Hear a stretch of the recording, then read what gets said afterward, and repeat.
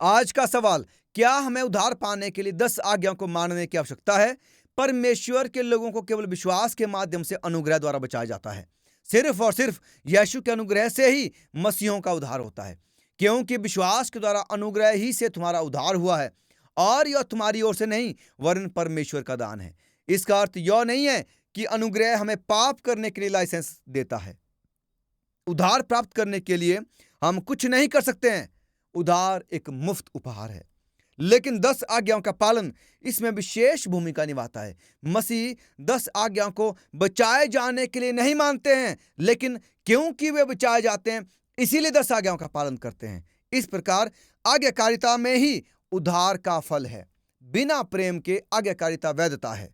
धनी युवक शासक ने प्रेम के उद्देश्य के बिना 10 आज्ञाओं का पालन किया और उसके अनुभव में कमी थी। परमेश्वर की आज्ञाओं का पालन ही प्रेम की वास्तविक परीक्षा है। यीशु ने कहा, यदि तुम मुझसे प्रेम रखते हो तो मेरी आज्ञाओं को मानोगे।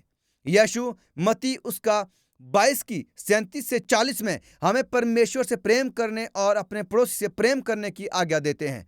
और परमेश्वर का प्रेम यह है कि हम उसकी आज्ञाओं को माने, और उसकी आज्ञाएं कठिन नहीं हैं। इसीलिए अगर आप और मैं उद्धार में चलते हुए आगे बढ़ना चाहते हैं तो जरूरी है कि हम परमेश्वर की आज्ञाओं को माने। आमीन।